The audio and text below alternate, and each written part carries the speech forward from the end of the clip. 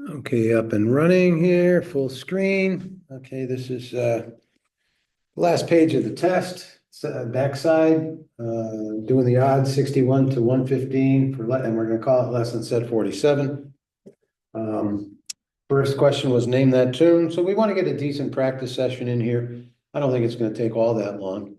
And the goal, now that we're getting to the end of the semester, is to say, oh, that was easy. Right? Every single problem that you can do, I hope you can do like that. All right. And if you really learned what the problem's about, then it should be like tying your shoes. All right. But I'm going to keep talking conceptually because I've been doing it for 45 years and you haven't. So 0, 0, I know that's the first term of a quadratic, ax squared. You put 0 in, you get 0 out. It's the second term that begins to shift the vertex. All right. It's all about the interplay of these two terms. All right, as to where the vertex is going to be. But if you don't have the bx term, then it's at 0, 0, which means we only got to make sure we get the a value correct.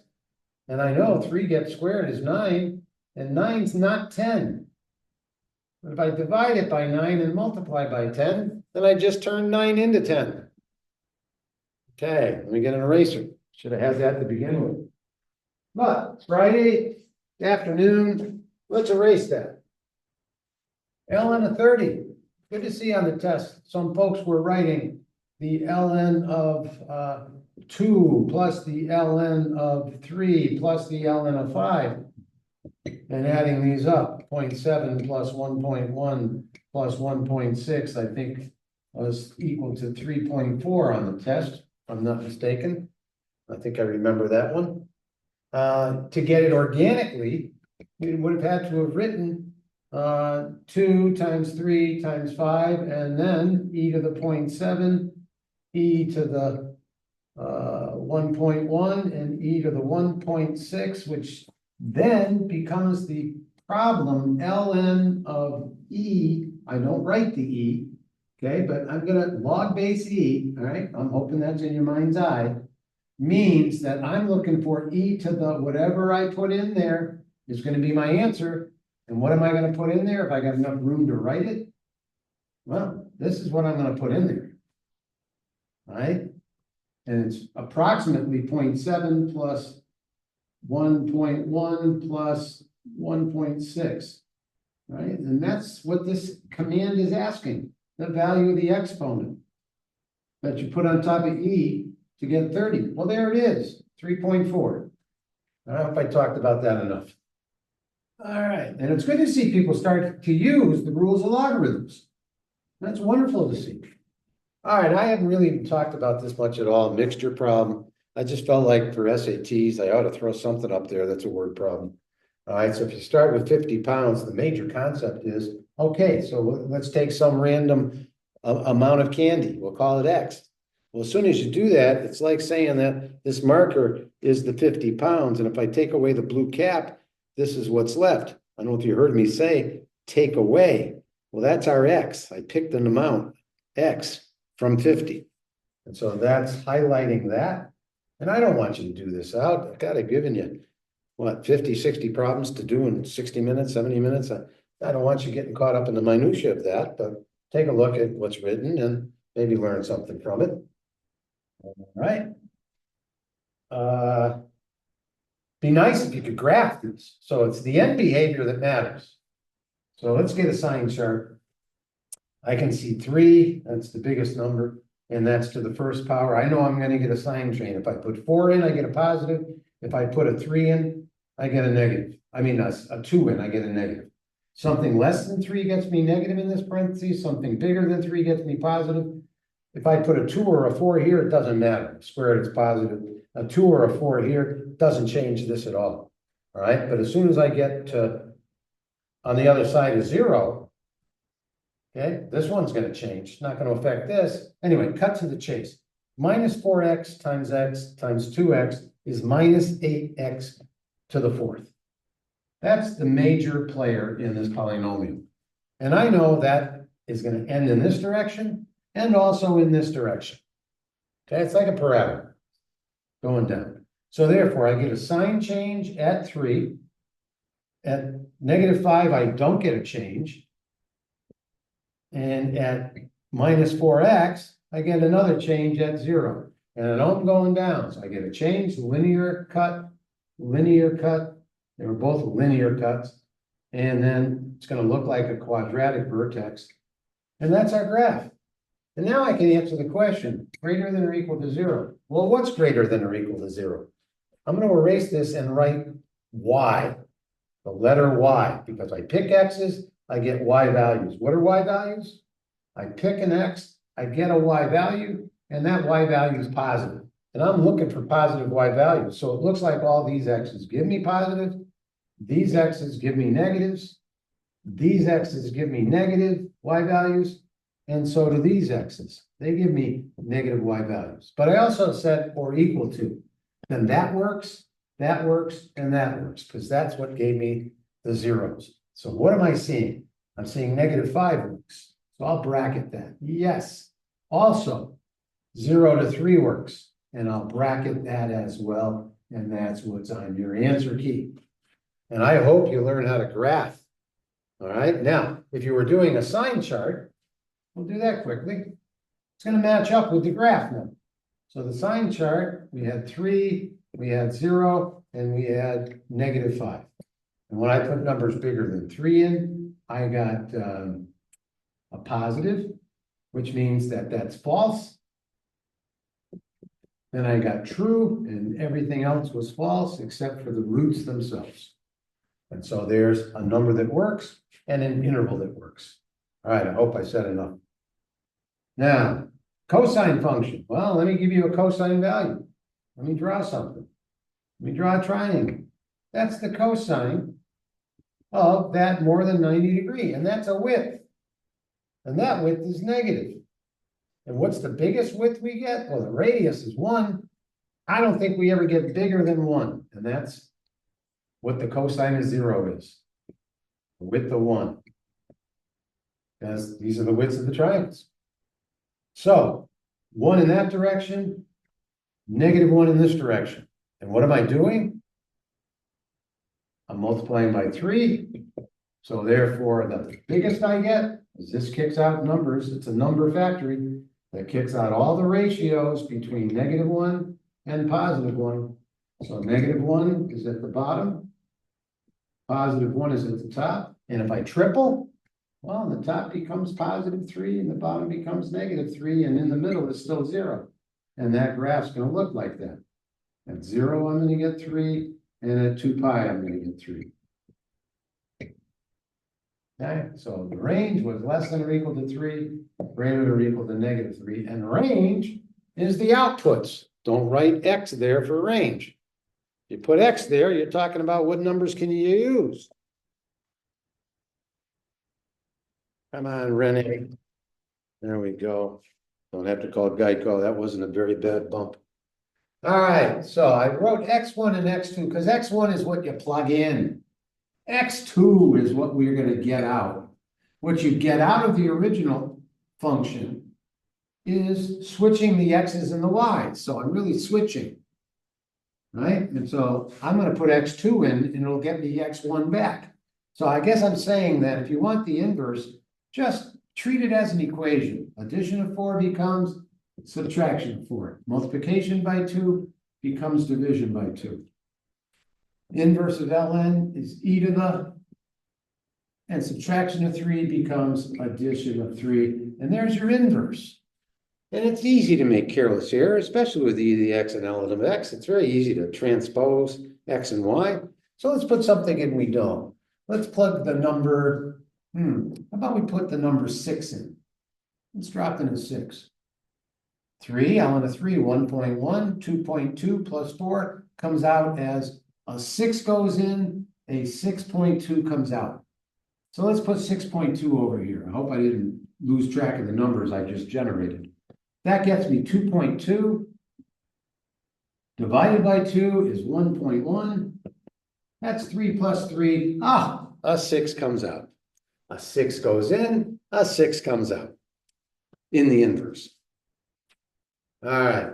So I wanted the equation depicted here. And why did I do this? Because all throughout the semester I've been saying, equations are the intersections of graphs. So can you name a couple of graphs here? I see 0, 0, that's a parabola. But it doesn't go through 749, it goes through 710. So if I put a 7 in here, I should see 49. I don't see it. I better get rid of the 49 that I think I should see and bring in the 10 that I do see. That's that parabola. Then we have a line, and a line going through 0, 0. That goes through 0, 0. I just got to make a 7 give me a 10. When I put a 7 in, I don't see 7 units of change. I see 10 units of change. And if I was solving this equation, I'd be solving the intersection of those two graphs. And we can see those intersections already. So if we solve this, we should get these answers. So why don't we solve it? We've been practicing that. So go ahead, think about it. I'm going to get rid of the fractions. I'm going to multiply by 49.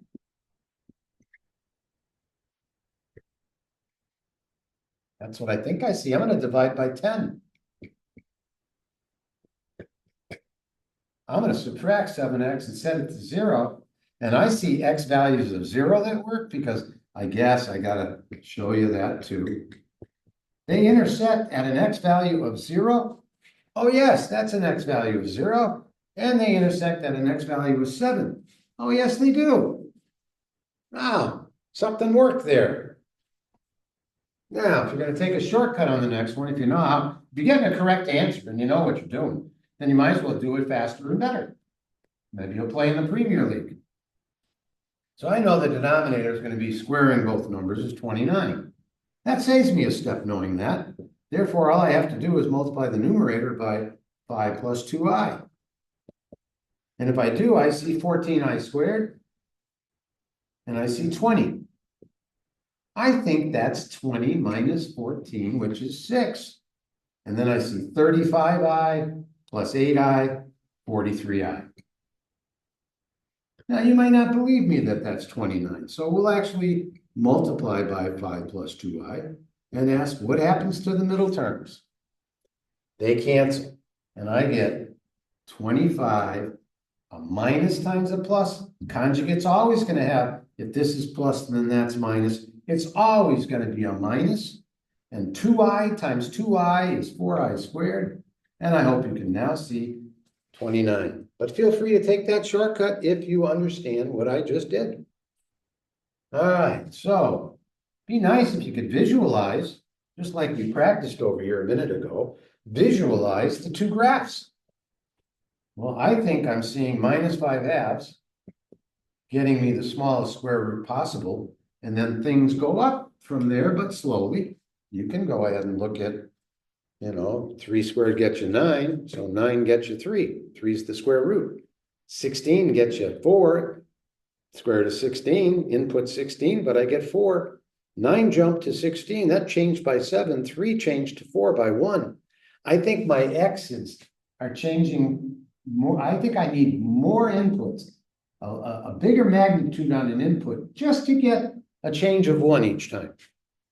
All right, so x over 2, I wrote it that way because I think it's really important that you see that as a linear function. I ask my calculus classes sometimes to integrate this and get some really strange things initially, until we make the connection that, division by 2 is the same as multiplying by a half.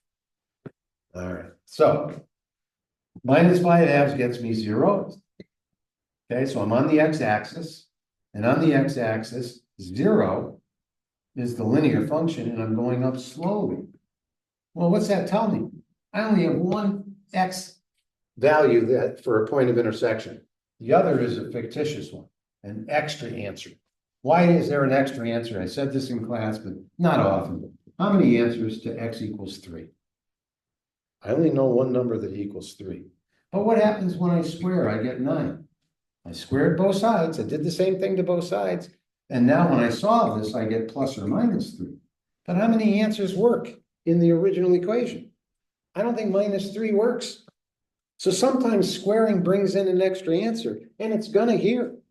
It's gonna here. I think I gave up the, what you're gonna do, you're gonna square this, which is 2x plus 5 equals x squared over 4.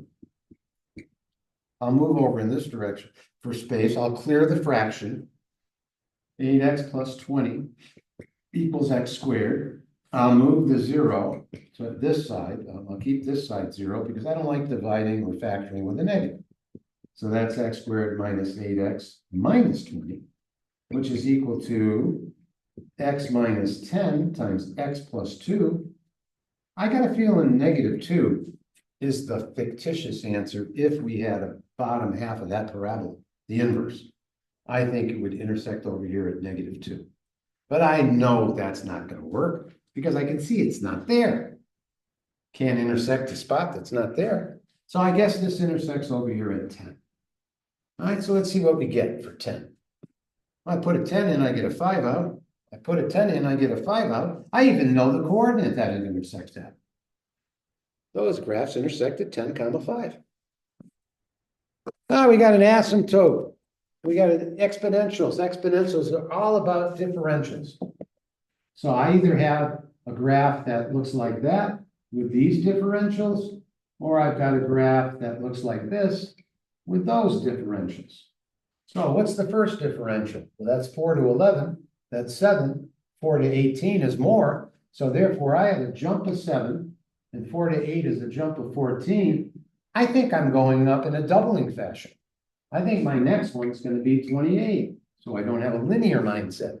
For those of you who said 21, well, that's great. You got drilled into linear functions in Algebra 1, and now you have a linear mindset.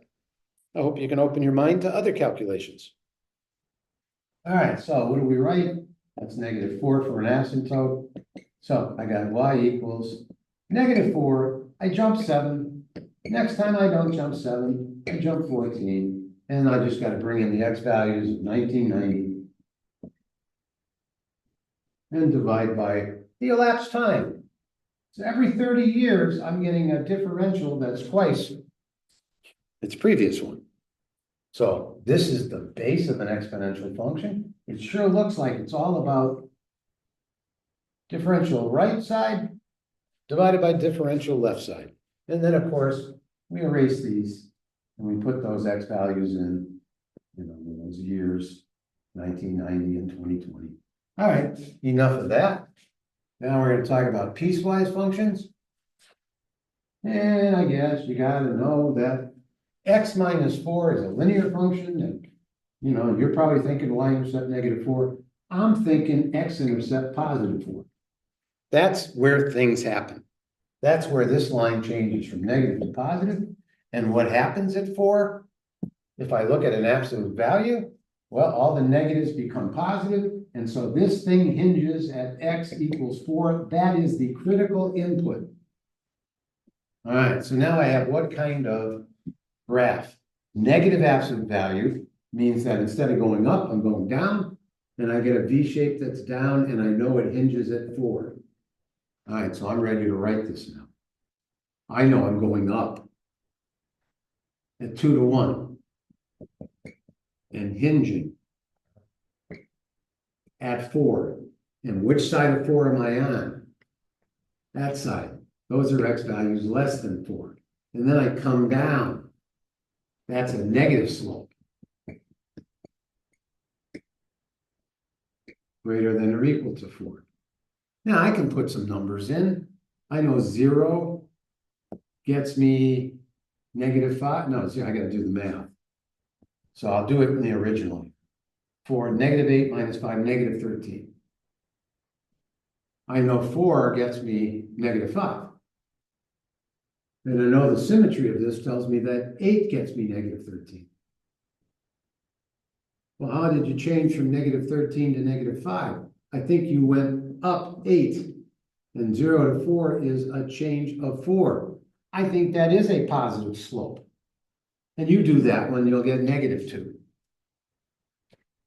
All right, so this is the end of the semester, giving you situations where, remember, we started day 1. What does log base x mean?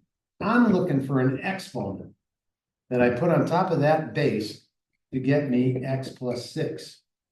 I'm looking for that exponent. Oh, by God, I got it. That exponent is a 2. Oh, looks to me like I have an equation.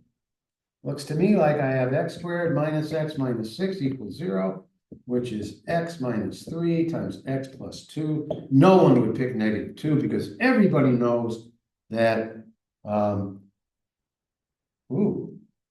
I can use negative 2 here. I was expecting, what was the original equation? It was here. So that is defined. I take it all back. Oh, no, you can't. And that's why, because I wanted to have the discussion about the base can't be negative.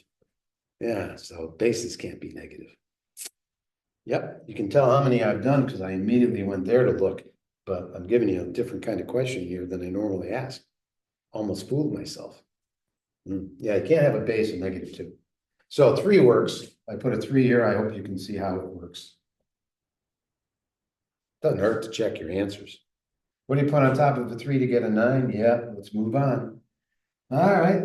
Now, if you don't know how to factor this, go to the playlist and look at it explained, but I'm not going to explain it anymore because we've been explaining it for months. So cube roots, cube root of 27, negative 8, 3 minus 2. Cube root of x cubed is x. Cube root of y cubed is y. And if you get the cube roots and you maintain that symbol, everything now comes from looking at that parentheses. I've got 1 dimension. A cubic is 3 dimensions, so I got to square this. And I might as well square that at the end too, because it's always positive, even though I still see people writing negative. Now, middle terms, the product is minus 6xy. To act like a conjugate and get cancellation, because right now, if I multiply these, I get this. So all of this minus 18x squared and all of this 12xy, that's all got to disappear, and this makes it happen. That makes it happen. And I'm not going to draw, these are hard to draw in terms of the, it'd be nice if we had some computer graphics to show the manipulation of a cube. Difference of 2 cubes, taking 1 out. Never mind, rambling. Let's keep moving on. We're still at the same, the language, mass of language, you know what you're looking for? I hope you say the exponent you put on top of a 5 to get a 2. So I want to turn a 5 into a 2. I think I can get rid of power of 5 with a 5th root, bring in squaring. Yeah, and that comes from setting 5x equal to 2. But conceptualizing, I don't want this exponent. It's a 5th power. I do the inverse, a 5th root gets rid of it. What gives me squaring? Putting a 2 in the numerator. I hope you can see that. But this 2/5 is going to go here now, right? And I hope you can see that cancel, and I got what I'm looking for. Okay, so this was a word problem, and I'll just tell you what I wrote. I said, John put $100 into a savings account, and it was tripling.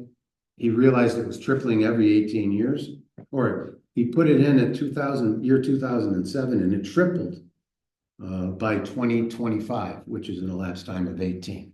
I'm not going to write that whole word problem out. Okay, but that's what that one was. Started with 100, tripled it, started in the year 2007, and in 2025, it had tripled. So if you put 2007 in, you should be able to see how that kicks out 100. And then if you put 2020 in, you should see how that kicks out 300. And if you want to continue, you should put 2038 to see how that kicks out 900. Wouldn't hurt you to do that. All right, so how do we do the manipulation of the next one? Well, there's 2 ways to look at that. I can either call it 3 root 2, or I can call it, I guess I got to call it 3 root 2. Yeah, that seems best. All right, so I'm now multiplying by 3 root 2 times that, and I can see root 2 times root 3 is 6, and I know 3 times 2 is 6. Can you see that? Yes. Now I got 3 root 2 times minus 3 root 2, which is going to be a negative. And what I'm really doing is squaring. Right? And when you square AB, you get A squared B squared. Okay, so I can see the 3 times 3 is 9, the root 2 times root 2 is 2, and 9 times 2 is 18, and I'm subtracting. Okay, hopefully I said something that resonated with you. Now, there's lots of different ways. I don't know why I wrote 3 coordinates. I just wanted to see what you're going to do. I'm going to use this one and this one. All right, so I'm going to make it a sine function. A sine function maxes at pi over 2. So I want that angle. I want to convert the number 5 into pi over 2. I just did with a stroke of the pen. And I know that this linear function, if I pull this out, I've got to make these numbers turn into angles. So 5 to 11 is a change of 6 units, and that's a half a revolution. I don't know if I want to say go chafe for a half a revolution. You want a full revolution. So I'm not going to evoke the name. All right, is it invoke or evoke? Who knows? It's Friday afternoon and I'm tired. So that's pi. All right, now, I wish I'd written that higher, so I will. This is all about conversion to angles. And what does the sine function do? It kicks out numbers from 1 to -1. And I want to kick out numbers that go from 50 to 80, I think is 65. I want numbers that kick out 15s and -15s. Well, I can do that by putting 15 here. Because this kicks out +1, -1, and now it's kicking out numbers between +15 and -15, provided I set that revolution on top of 65. And some of you did a cosine function because a cosine function is widths, and widths maximum width of 1 at 0. Let's start our walkabout. Somebody told me about walkabouts.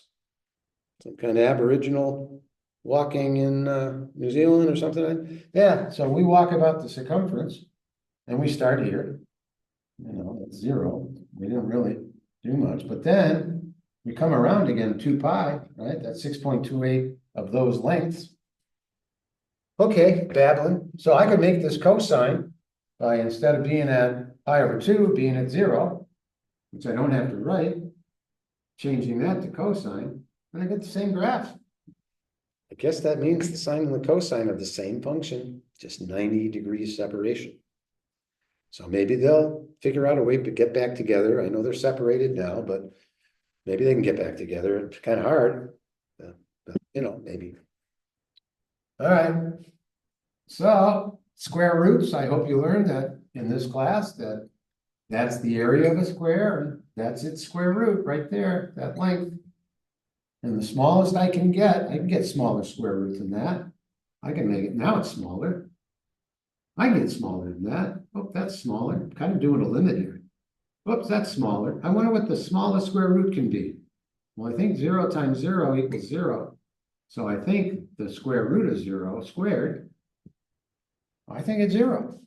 So what makes the 0 kicks this off? Guess we're looking at the number 1. I think a 1's going to get me a 2. And I know square roots. Starting point, and I'm going down because of that negative. I just got to find a random value here. Well, you can find it. You can make the square root of 2x minus 2 equal to the square root of 4. You can make it the square root of 9. You can make it the square root of 16. You can make it the square root of 25. Since I got all these even numbers, I picked 16. So 18, 2x minus 2 equals 18 divided by 2 is 9. Is that right? Did I do that right? Yeah, 9. So I'm going to put a 9 there, and I'm going to drop it in, and I get 16. Square root of 16 is 4. -8 plus 2, -6. Right? I'm not sure if that's the one I put on the answer key, but you could have. So that takes care of that. Getting some good practice in here. Yeah, let's get rid of that. Let's see, what's the next question? Oh, I see a decay. I see an exponential decay. I'm going to get one of these. Okay, and I can see that -2 gets me 1/3 to the 0. And I think I know what 1/3 to the 0 is. I think that's 1. So my first jump is 90, and 1/3 of that means that's 30, and that's -4. And I can see that -2 and -1, -2 and -1 are going to help me out a lot. Yeah, -2 plus 2 gets me 1/3 of the 0, which is 1. 90 minus 4 is 86. I saw a lot of those. That was nice to see.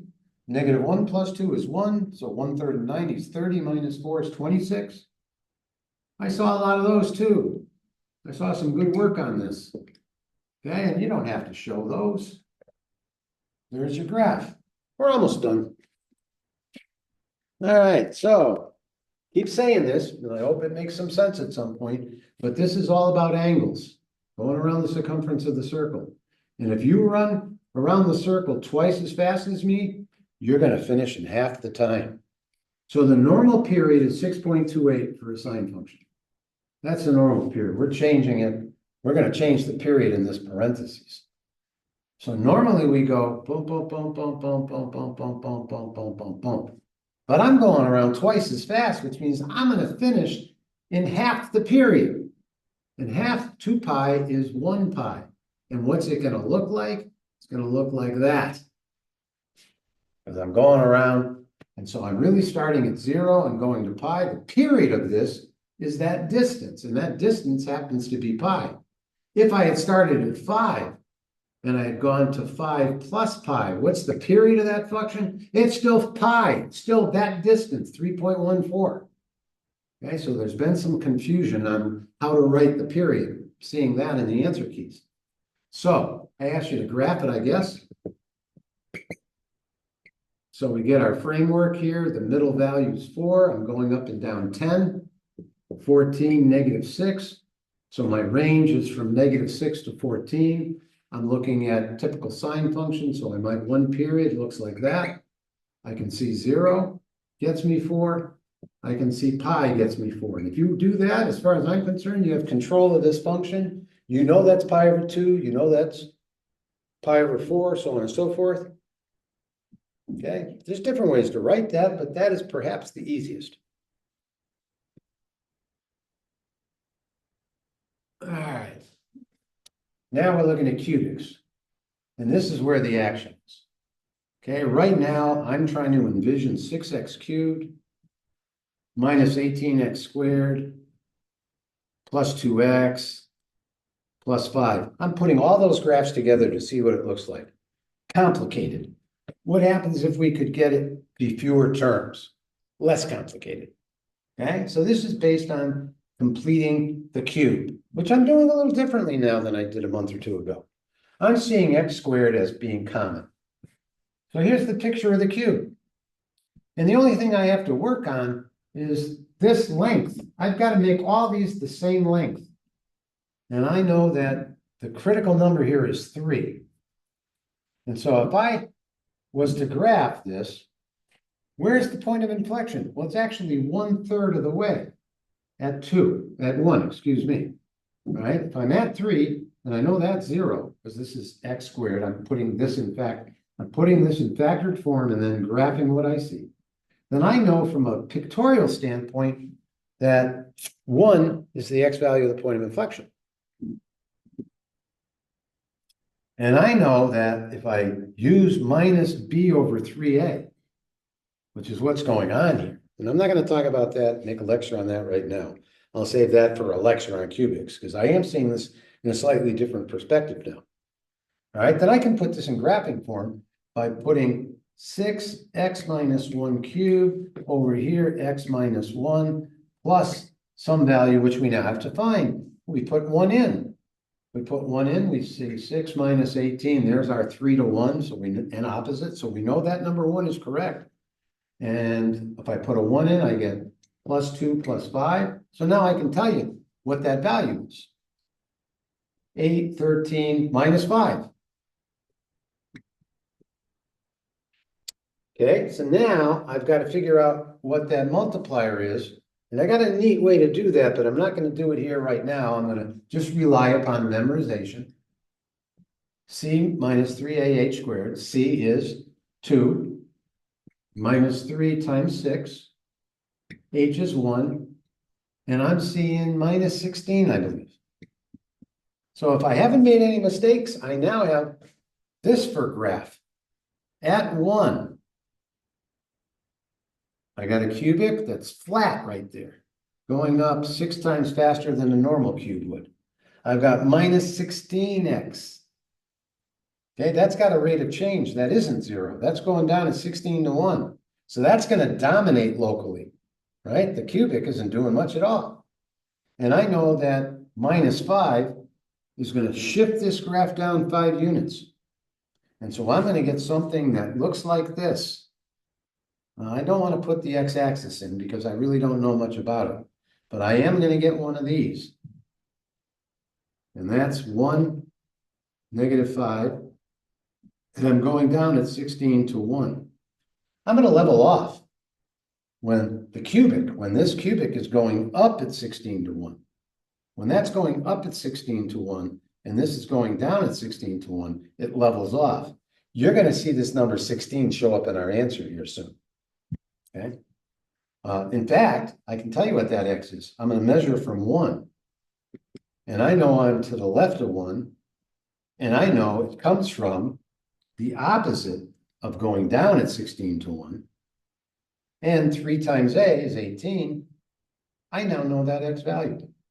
This one would be 1 plus square root of 16 over 18. I'm going to dive into this process a little bit more. I just haven't played with it for very long.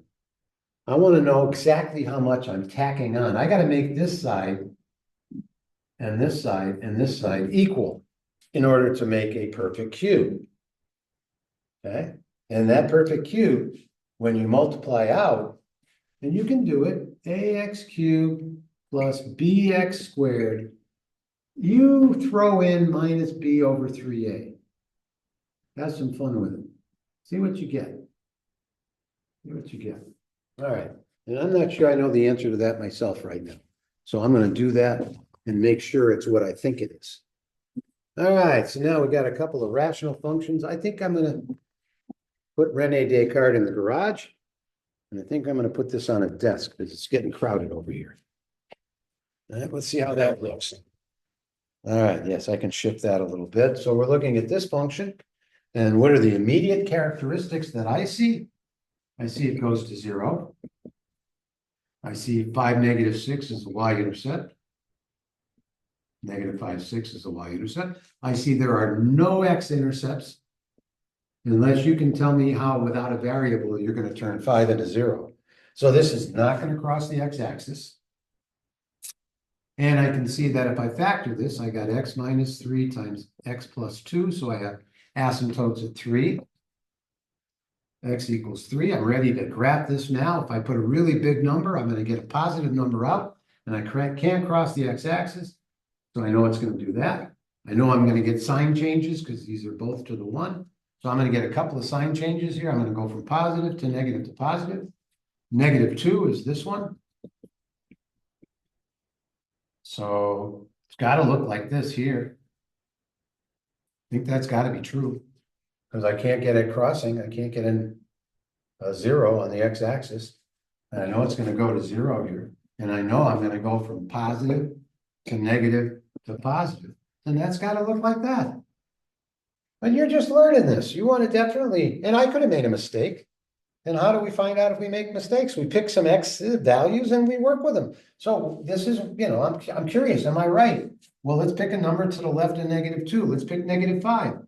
And if I don't get a positive answer, then I got to rethink what I just did because it's Friday afternoon, it's late, and I'm talking to you and not thinking and doing something stupid. I shouldn't say stupid, just careless. -5, where am I? -5 squared. 25 plus 5 minus 6 is 24, and that's divided into 5. So yeah, it's a small number, right? So I could reshape this, but it's positive, right? So the graph looks a little bit more like that, right? And the more values I put in, the more accuracy I get in the picture, but this is a general framework. And I asked a couple of questions, like if I go to infinity, well, that's about the x's. That means I'm looking at x's over here. And what this language is asking you when it says limit, it's really talking about this function. What's another name about this function? I think that's how I wrote the problem. F of x are y values. So are my y values becoming apparent as I think they're going to go to 0. And a lot of you are seeing that now, which is great. What happens when we go to 3? That's a little trickier. Because if I come in from the left, I had a student ask, I think, didn't have this here. No, didn't have this here either. And if it did, the answer would have come.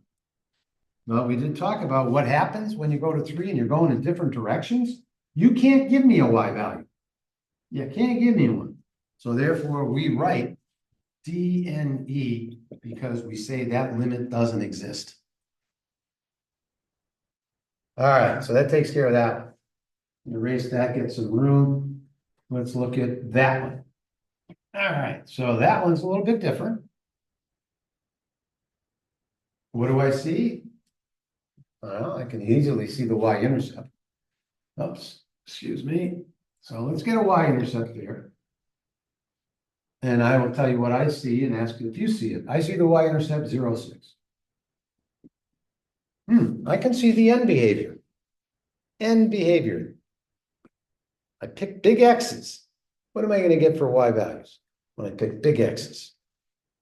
Hope you say 3. If you don't believe me, put 1,000 in there and you're going to be near 3 on both sides, because if you put a negative 1,000, it's going to be a negative divided by a negative, and you're going to be back to 3. I'm going to check for x-intercepts. Oh yeah, -4. Quite a few people made sign error there. All right, so could have checked your work. That's how you would have caught that carelessness. All right, asymptote. Yeah, I see one. -2. That's to the left of -4. I think I'm ready.